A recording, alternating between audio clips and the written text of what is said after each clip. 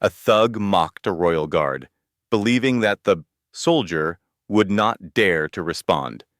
But when he raised his fist against an elderly veteran, the guard's silence shattered instantly. What happened next left the crowd stunned. Before continuing, with the story, comment where you're watching from, like the video, and subscribe to the channel to get notified about our upcoming stories you won't want to miss. In the heart of London, just beyond the iron gates of Buckingham Palace, stood a royal guard, tall, still, and solemn in his crimson tunic and bearskin hat. He did not move, nor blink, nor flinch. To many gathered that day especially, the older visitors who understood the weight of tradition, his presence was more than ceremonial.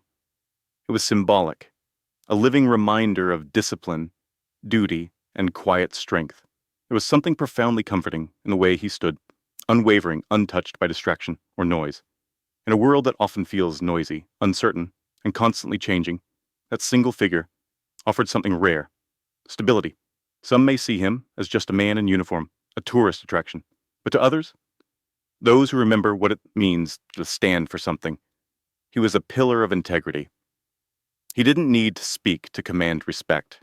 His silence spoke louder than any speech. That day, under the gray English sky, the Royal Guard reminded everyone, especially the older generations, who had lived through war and hardship, that strength is not always loud. Sometimes it stands quietly, and in doing so inspires all who take the time to see it. The tranquil atmosphere outside Buckingham Palace was broken without warning. What had been a peaceful gathering of families, tourists, and admirers quickly turned tense. A man, brash, loud, and clearly looking for attention, shoved his way through the crowd. His voice rang out sharp and mocking as he hurled insults at the Royal Guard. "What are you even protecting? You're just a puppet in a funny hat," he sneered, his words laced with scorn. His presence disrupted more than the quiet. It disturbed the sense of respect that blanketed the plaza. Parents instinctively reached for their children, while others exchanged uneasy glances. The atmosphere shifted from calm curiosity to a quiet apprehension. Yet, through it all, the Royal Guard did not flinch. He stood as he always had, still focused, silent. His bearing didn't change, his eyes never wavered. For many watching, especially older onlookers who understood the weight of tradition and service, the Guard's unshaken presence meant everything. He was not merely ignoring the insults, he was embodying the strength of restraint. In that moment, his silence wasn't weakness. It was power, the kind of power that speaks volumes to those wise enough to recognize it. As the minutes dragged on, the thug's behavior worsened.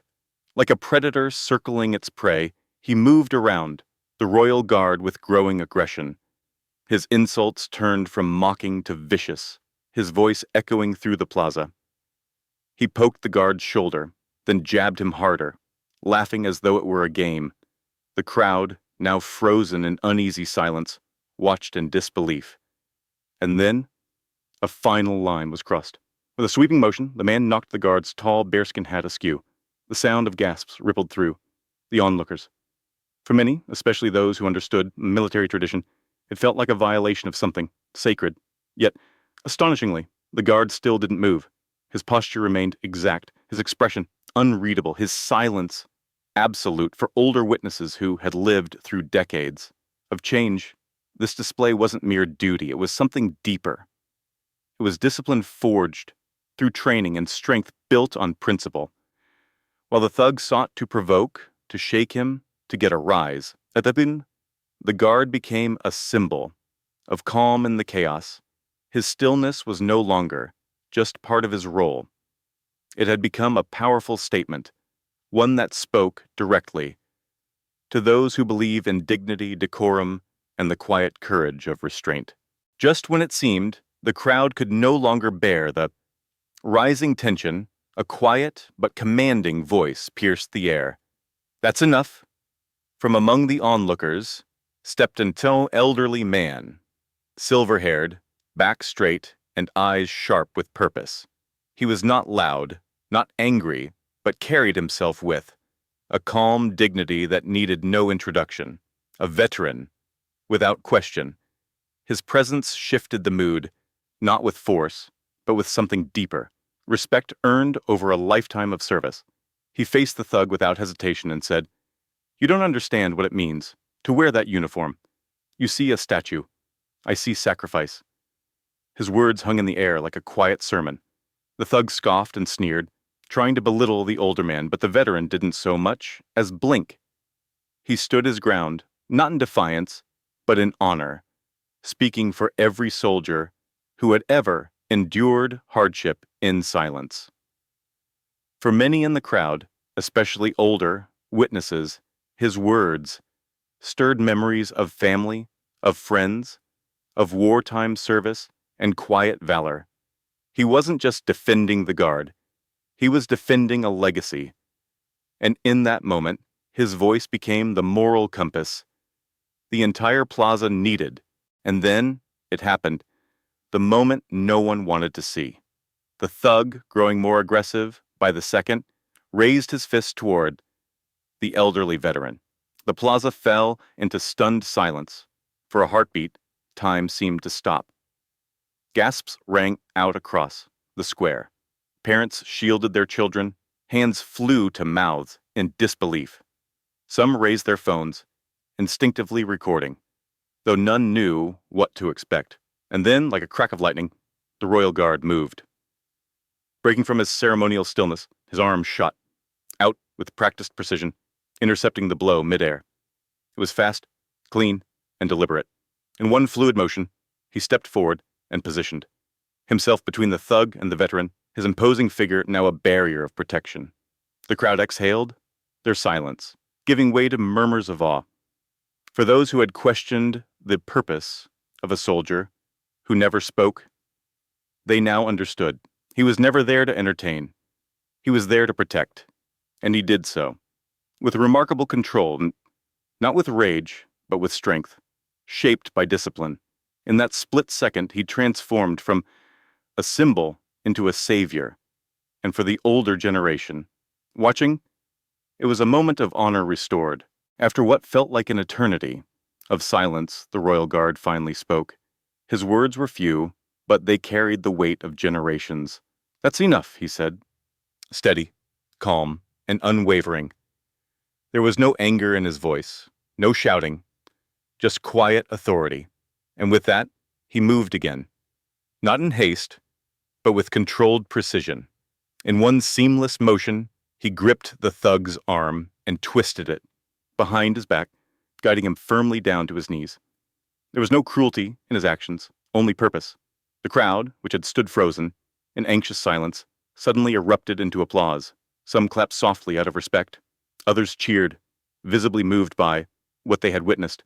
For many, especially the older spectators, who had seen their share of conflict and knew the difference between raw power and trained discipline, this moment resonated deeply. The guard had not reacted out of ego or emotion. He had waited, endured, and only acted when it was truly necessary. And when he did, it was with the dignity of a man who understood what it meant to serve, something greater than himself. His voice may have been quiet, but in that moment, it echoed through history. There were no triumphant words, no raised fists, no gloating. The royal guard remained, composed, his breathing steady, his posture unchanged. Looking the subdued man in the eye, he spoke not with pride, but with purpose. You think strength is about shouting and hurting people, but real strength is knowing when to act and when to hold back. The thug, once full of bravado, stood silent, his confidence broken, not by violence, but by the weight of quiet truth. Palace security arrived. Moments later, alerted by the disturbance, the guard, with deliberate calm, released the man into their custody. There was no fuss, no drama, only the professionalism of a soldier who had fulfilled his duty. As the crowd looked on in reverent silence, the guard offered a respectful nod to the elderly veteran he had protected. Then, without hesitation, he returned to his post. Once again, he stood tall, silent, unshaken. To the casual tourist, passing by, he may have seemed unchanged. But to those who had witnessed what had unfolded, he was something far greater than a ceremonial figure. He was a living example of honor, control, and what true strength really looks like, and he never needed to raise his voice. As the guard resumed his post, the atmosphere in the plaza shifted. What had once been tension and uncertainty was now filled with admiration, gratitude, and quiet reflection. People began to speak softly among themselves. Some shook their heads in disbelief. Others wiped tears from their eyes. A father knelt beside his son and said, "Did you see how brave he was? That's strength, son. Not loud, not angry, just right." An elderly couple nearby nodded in agreement, recalling a time when honor and service were values held sacred. Phones lowered, hands found each other. Strangers exchanged knowing glances, bound by a shared respect for what they had just witnessed. The Royal Guard hadn't just protected a man, he had reminded everyone of what it means to serve with dignity. For the older generations, in the crowd, the scene felt familiar, like a lesson from their own past. It was a moment that transcended age, language, and background. The silence that followed was not empty. It was full of reverence, of understanding, of something deeply human. In that brief return to stillness, the plaza had become more than a tourist stop. It had become a place of reflection and of honor restored. Long after the crowd had started to thin, the elderly veteran remained. He stood still, hands clasped, behind his back, eyes fixed on the Royal Guard who had stepped in to protect him.